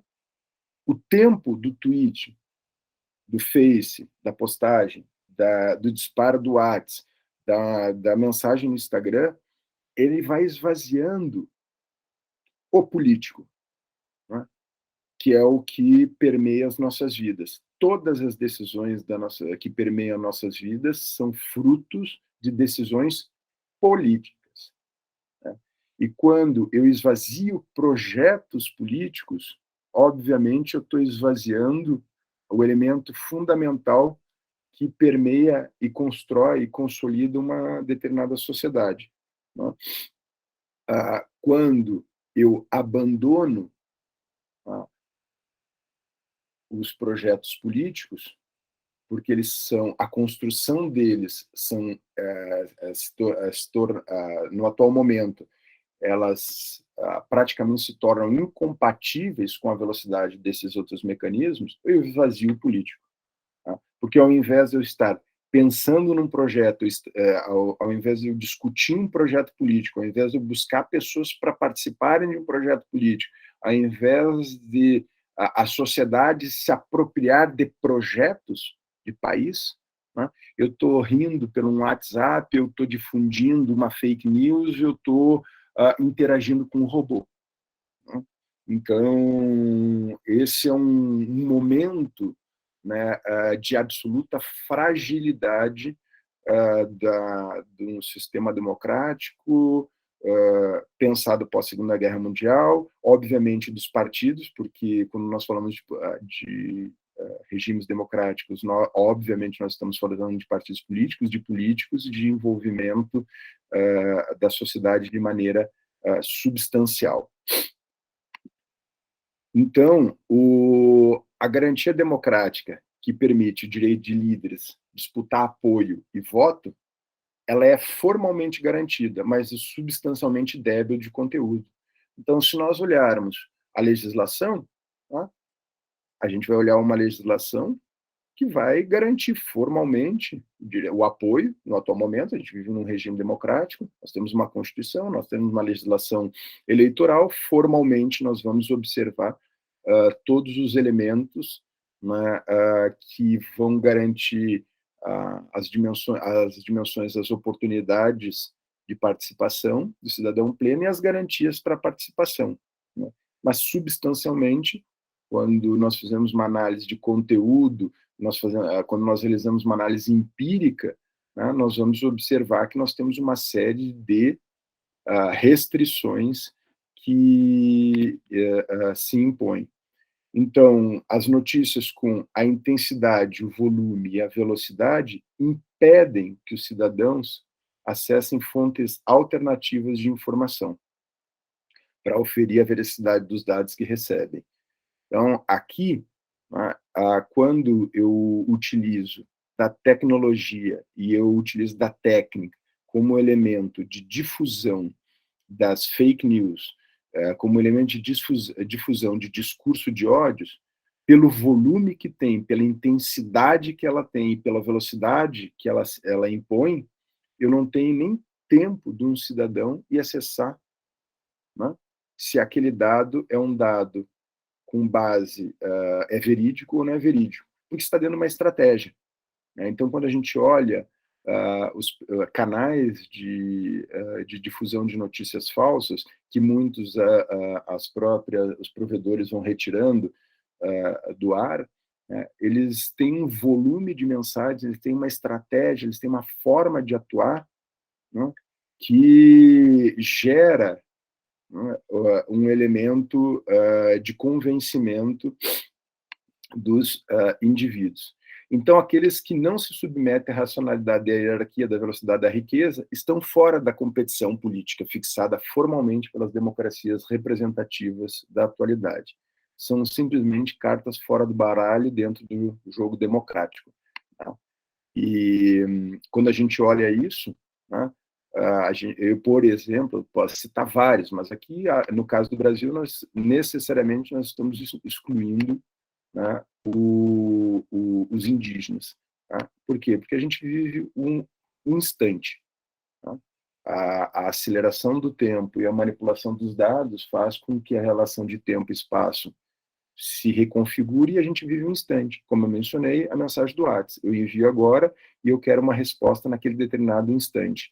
E nós temos uma série de outras etnias, outras formas de organização que elas não trabalham com essa relacionalidade, ou mesmo que procurem trabalhar por não deter velocidade, riqueza, domínio da técnica, da tecnologia, elas são cartas fora do baralho. Lembrando que no Brasil, né, nós temos aí mais de 305 etnias, né, e ainda se fala mais de 274 línguas. Então, percebam que a gente tem uma pluralidade, né, de etnias no Brasil anteriores, né, então, autóctones aqui, e ainda se fala no Brasil 274 línguas, né, ligadas a essas etnias. Aí eu tenho uma segunda pergunta, né? Eu fiz a primeira lá da relação entre poder, né, anteriormente. Agora, minha segunda pergunta é: qual a relação entre aceleração, Big Data e democracia? E aí já me encaminhando. Tá? Quando eu procurei demonstrar ali que a velocidade é o fundamento do poder político, tá? Atingimos uma aceleração que está na base da progressiva disfuncionalidade da democracia representativa, considerando como variáveis de análise as duas dimensões teóricas, competição e participação, e as 8 garantias lá apresentadas por Robert Down, né? A conexão da velocidade e da informação ganha uma capacidade de gerar uma desfuncionalidade na democracia representativa, passando de uma simples instabilidade, para algo mais profundo. Tá? Se observarmos o banco de dados, né, o Big Data contido e utilizado na rede mundial de computadores. Né? Então, absolutamente tudo que nós clicamos gera um dado, e todo esse dado que gera vai compondo esse grande banco de dados que existe na rede mundial de computadores, conhecido como Big Data. Então, nós temos o Mark Wilbert, ele é professor da Universidade da Califórnia, era assessor de tecnologia da Biblioteca dos Estados Unidos e estimou em 2017 que a quantidade de informação disponível para cada cidadão na internet, se fosse colocada em forma de livros, então, o que tem na internet, se eu colocasse em forma de livros, nós teríamos o correspondente a 9.000 pilhas de documentos que chegariam até o Sol.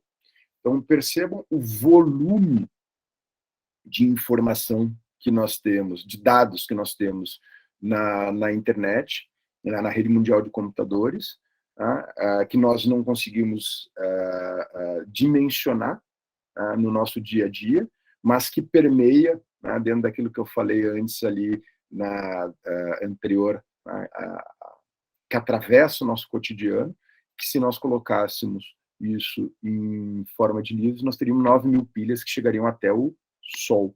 Né? E o mais assim incrível é que a cada 2 anos e meio esse número dobra. Então, se eu estava falando de 2017, é só atualizar para 2020 que a gente não está mais falando de 9.000 pilhas. Aí tem um exercício de atualização aqui do próprio grupo para ver se em 2017 nós tínhamos 9.000 pilhas, passados 5 anos, quantas pilhas já nós temos até o Sol produzida. É claro que o fato de termos dados, volto a dizer, não necessariamente se traduz em potencial tóxico destrutivo. Lembre o que eu mencionei, né? A tecnologia ela não é boa ou ruim. Né? A tecnologia não é positiva ou negativa, é o sentido que eu dou à tecnologia. A mesma coisa em relação aos dados. Né? É a capacidade de análise, manipulação e utilização desse grande volume que é feito na atualidade no campo do poder político. Aqui eu restringi o campo do poder político, mas pode ser poder econômico e todas as outras esferas da nossa vida. Então, sem perceber, né, nós vamos deixando as pegadas digitais. Qualquer clique, né, que eu dou, ele gera uma pegada. Tá? Então, qualquer acesso que eu faço no meu smartphone, tá, ele gera uma pegada digital. Qualquer site que eu acesso, ele gera um dado também, uma pegada digital. E nós tínhamos, né, nos Estados Unidos, em 2017, quase 5.000 pontos de captação por cidadão americano. Tá? E aí a gente consegue ver isso aonde? No Facebook, no Google Maps, no Netflix, operadoras de telefone, de cartão de crédito. Então, quando nós estamos aqui conversando sobre um determinado assunto, ou vocês em casa conversando sobre um determinado assunto, aí vocês abrem lá o Instagram, abrem o Face, abrem um site, de repente aparece, né, a promoção daquilo que vocês estavam procurando. Meu Deus, como é que ele sabe? Exatamente porque captura o som ou captura, né, o dado quando eu fiz a busca. Esse cruzamento, aí do ponto de vista comercial, vai organizando, né, as propagandas, né, que são circuladas aí na rede de computadores. E isso também serve, obviamente, para o ambiente político, porque cada pegada ela é consumida. Tá? Então, esse é um ponto importante. E quem tem a capacidade, né, de trabalhar com esses dados, que os grandes profissionais que são buscados hoje a preço de ouro, são os profissionais que conseguem trabalhar nesse grande mar de dados que é o Big Data. Tá? Então, as profissões, os profissionais que são altamente valorizados são aqueles que conseguem estruturar esses dados, porque esses dados são dados absolutamente desestruturados nas redes. E aí eu tenho que ter profissionais, e aí entra a ideia das empresas e pessoas absolutamente diferenciadas que há necessidade de capacidade de recurso para conseguir estruturar esses dados que estão aí disponíveis. Né? Então, aqui como uma informação pública, né? Quem viu o filme do Snowden, né? Quando ele mostrou que, e não só o filme, depois todas as matérias, todas as notícias, né? que os Estados Unidos, ele, sem nenhuma permissão, tinha acesso a dados privados e monitorava governos. Tá? E isso foi algo que, à época, no período do governo Obama, ele gera um choque mundial. Se vocês resgatarem as pesquisas aí, já que eu mencionei as pegadas digitais no Google, se botarem as denúncias que foram feitas pelo Snowden, vai aparecer uma série de reportagens em que mostra realmente que empresas, governos eram monitorados. E isso, obviamente, dentro de uma geopolítica, é algo absolutamente relevante e fundamental e estratégico para a tomada de decisão. Então, o que mais o que é interessante desse ponto? Na eleição de 2012 do Obama, o Big Data foi um elemento central para ele vencer as eleições. Então, ele conseguiu construir uma cadeia de profissionais que puderam, então, trabalhar com as informações que estavam disponíveis nas redes, e com essas informações disponíveis nas redes, ele foi organizando uma estratégia, e é uma estratégia que necessariamente precisa de programadores, que necessariamente precisa de profissionais absolutamente habilitados para esse tipo de atividade. Ele consegue, então, ir definindo quais são as preferências dos eleitores. E aí, se um amigo meu, porventura, dava uma curtida na campanha do Obama, a equipe ganhava acesso à página desse amigo, e assim passava a enviar mensagens. Então, eu criei uma técnica toda de acesso às contas. À época, o Facebook, na eleição de 2012, era a principal aplicativo, e aí, a partir desse acesso e dessa estratégia que foi criada, eu conseguia me comunicar com os eleitores, e os dados mostram, como dizem o Wilbert, que 80% das pessoas alcançadas mudaram de opinião naquele período eleitoral, e esse foi um fator determinante para a eleição do Obama. Então, o que nós estávamos vendo ali é uma estratégia que não mostra a informação, isso já em 2012, mas apenas o que o eleitor queria escutar. Então, essa técnica é absolutamente estruturada e planejada. Então, isso já vem, como eu mencionei, lá de 2012. Só que a velocidade da tecnologia de manipular a informação para fazer com que as pessoas recebam o que querem escutar da eleição do Obama, de 2012, para do Trump de 2016, ela foi exponencial. A gente dá saltos, literalmente. Aqui eu estou fazendo recorte eleitoral de eleições de 2012, 16 e 2020. Se nós olharmos as eleições americanas especificamente, os saltos na estratégia e na manipulação das informações que constam no Big Data. Então, e esse salto ele vai se dar quando os pesquisadores da Universidade de Cambridge desenvolveram um sistema que identificaram as personalidades dos usuários do Facebook. Então, aqui a gente tem um fator muito expressivo da eleição de 2012 para a eleição de 2016 nos Estados Unidos, e que essa pesquisa feita pelos pesquisadores da Universidade de Cambridge dava resultados de precisão de perfil mais fiéis do que aquele que a própria pessoa que participou voluntariamente da pesquisa sabia de si. Então, eu tenho cálculos que eu consigo fazer, que eu consigo traçar o teu perfil de personalidade de forma mais precisa do que aquilo que eu imagino que eu realmente sou. E esse mecanismo de traçar perfil de personalidade, que é algo que está muito ligado à área da psicologia, então percebam que eu vou fazendo conexões de áreas do conhecimento distinta, ela trabalha com 5 variáveis quantificáveis: abertura para novas experiências, grau de consciência, extroversão, amiabilidade e quão neurótica a pessoa é. Esses 5 perfis de personalidade quando a Cambridge Analytica acessou os dados, então, do Facebook, ele conseguiu traçar, tá, o perfil de 50 milhões de usuários americanos.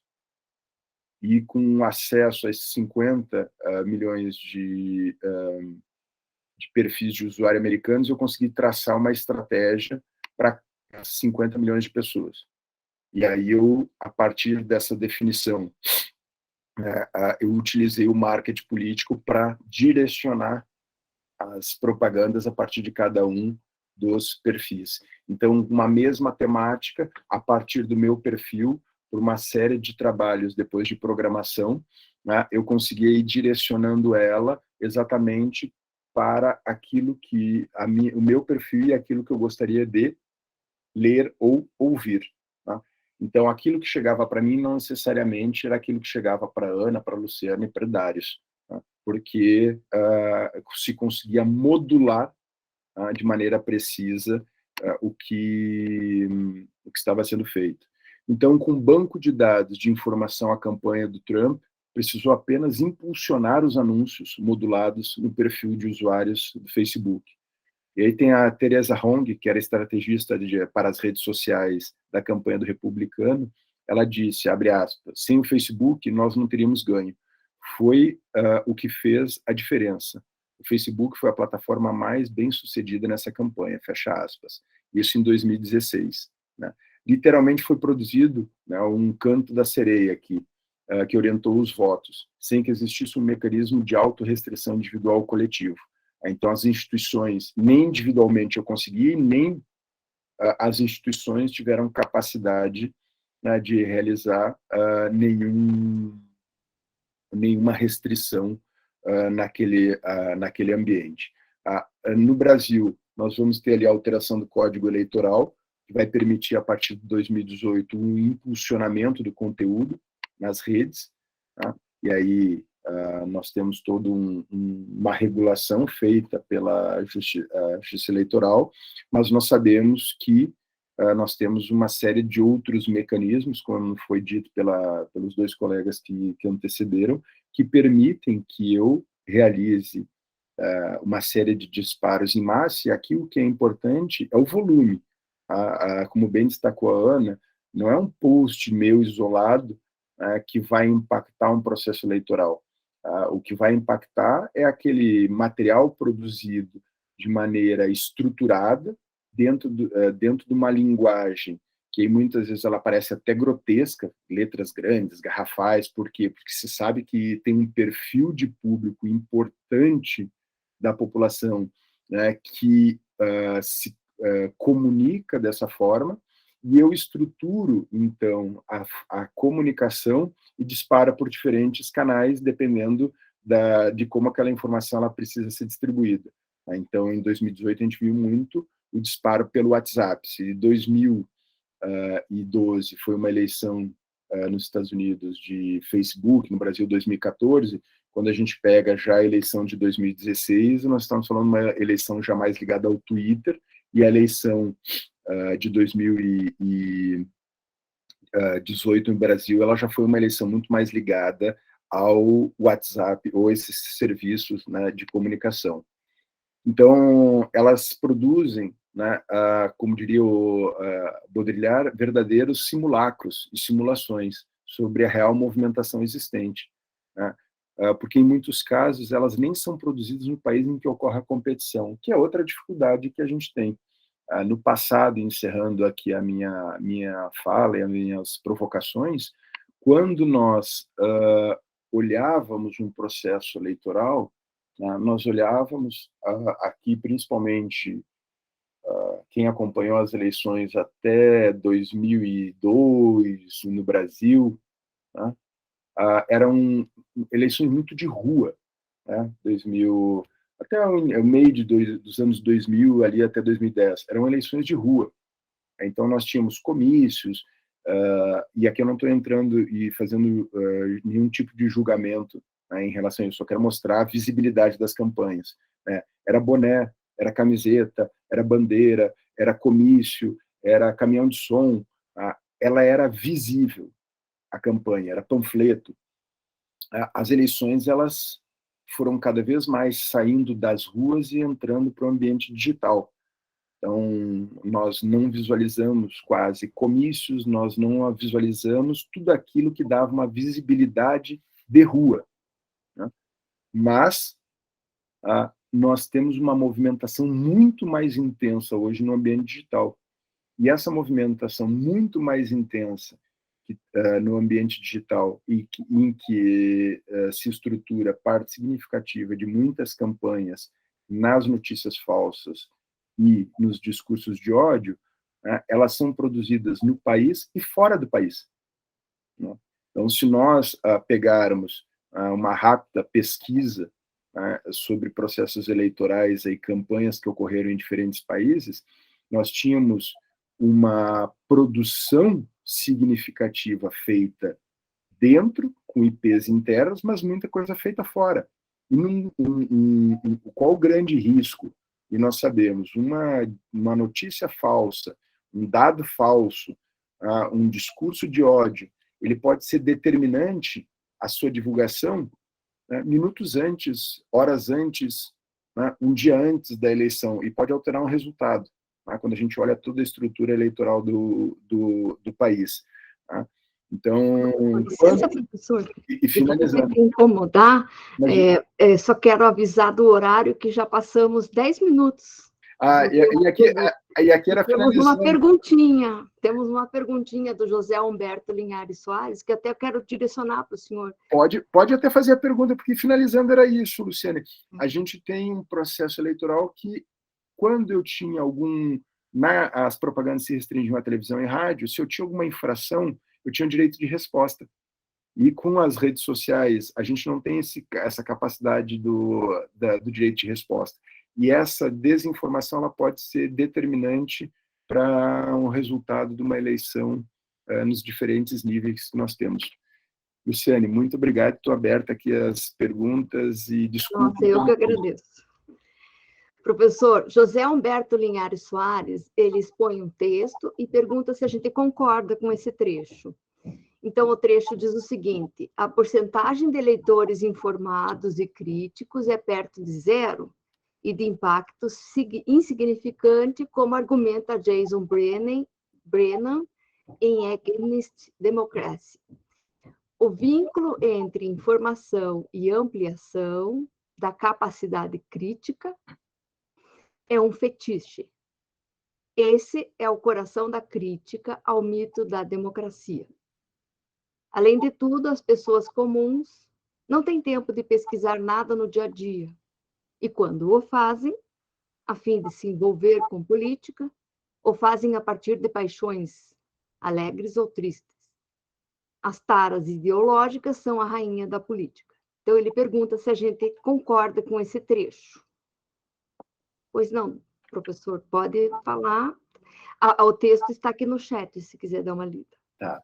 Bom, para mim, como eu mencionei na fala, né, a política é o elemento determinante e fundamental na organização de qualquer sociedade. Né? Então, o homem e a mulher são seres políticos. Né? E isso, a humanidade ela vai se desenvolvendo ao longo dos séculos dentro dessa construção política, né, plural, né, como eu mencionei antes, de país para país, de continente para continente, de região para região. E para mim um elemento central é que a negação da política, e o discurso de negação da política é que permite necessariamente que nós tenhamos esses espaços para difusão de discursos de desinformação que, ao fim e ao cabo, estão buscando o acesso às estruturas do Estado para grupos, em regra, com perfil mais autoritário. Então, quanto mais eu nego a política, quanto mais eu esvazio a política, quanto mais eu retiro, né, os cidadãos do debate político, e aqui a política não é política partidária, né? Pode ser política de combustível, política da saúde, né? Então, a gente vai discutir no período pandêmico, né? Utiliza máscara, não utiliza máscara, toma vacina, não toma vacina. Né? faz lockdown, não faz lockdown, faz restrição, não faz restrição. Isso são decisões políticas, né? Em relação a combustível, aumenta o combustível, diminui o combustível, dá subsídio para o combustível, não dá subsídio para o combustível. São decisões políticas. E eu não estou entrando no mérito se tem que dar ou não tem que dar. Não é essa. Eu só estou dizendo que a decisão, a tomada de decisão para um lado ou para o outro é fruto, né, é uma decisão política. E quanto mais a sociedade tem capacidade de participar e influenciar nessas decisões políticas, mais sólida. Então, quando a gente pega as democracias mais sólidas,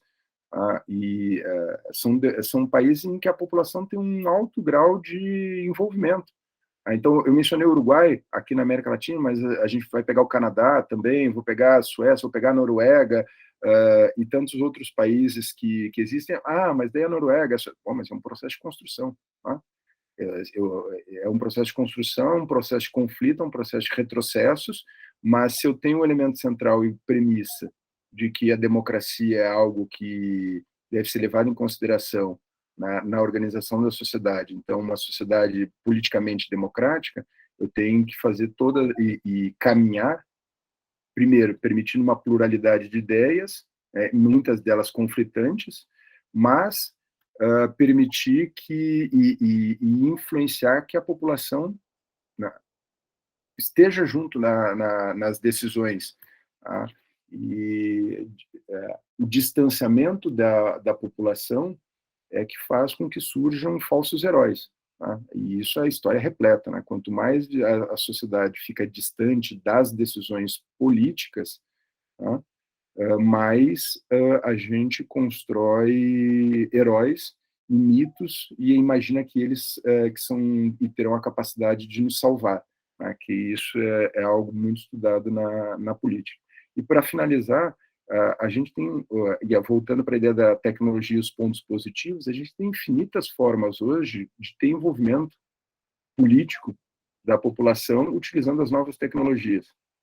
Então, a gente poderia criar uma série, e tem muitos países que utilizam isso, os próprios Estados Unidos, nas eleições, tem uma série de referendos e plebiscitos que utiliza o dia da eleição para votar também. Aí a gente aqui no Brasil não tem a tradição do plebiscito e do referendo, e podem ser decisões pequenas, né? Então, eleições municipais, muitas vezes nos Estados Unidos, estão decidindo se vão construir viaduto ou ponte. Então, eu tenho elementos do cotidiano que eu poderia utilizar, e com a tecnologia eu posso também criar processos decisórios em que a população participaria. É um desafio? É difícil? Mas se a gente pretende, né, construir uma sólida democracia em que as pessoas efetivamente participem de maneira substancial, não tem como fugir desse debate. Correto.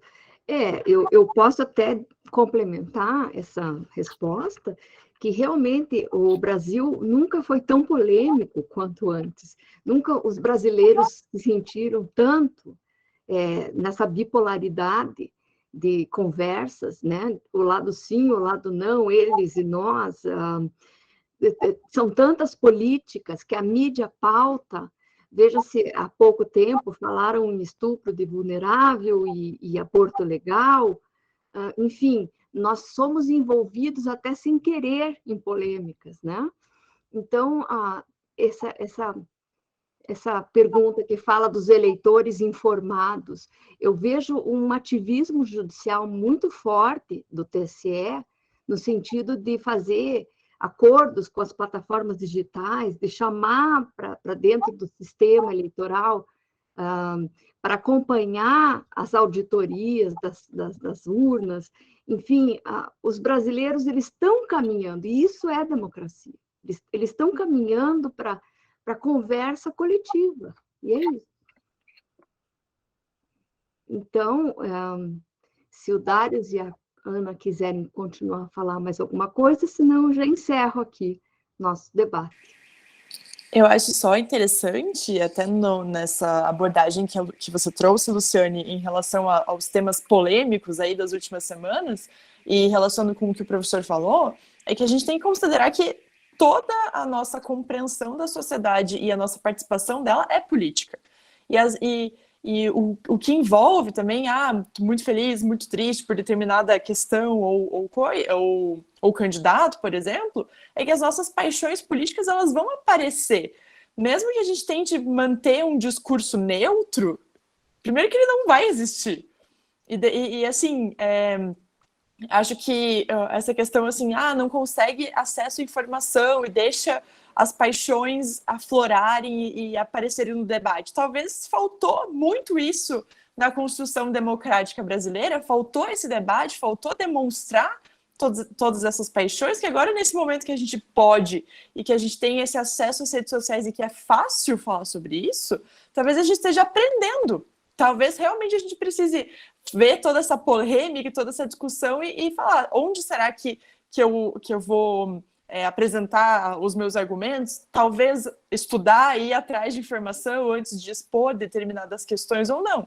Mas o uso até dessas informações polêmicas de quem que está expondo a notícia, quem que está jogando as informações privadas aí para o público, também é político, tem um uso político muito forte. E acho que a partir do ponto que a gente entende que todas essas questões são políticas também e que as paixões elas não estão desvencilhadas, a gente começa de uma forma a fortalecer a democracia, a fortalecer esse debate e a criar essas regras e esses critérios de limites, né? De impor limites para essas relações. Mas é isso. Independente de falso ou verdadeiro, né? Que é o nosso tema aqui, mas também é a democracia, né?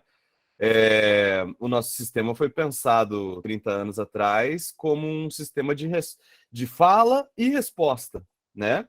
E de garantia de fala e de resposta. E no nosso sistema de eleição dos representantes, eu quero dizer, né? E controle de fala e de resposta também, né?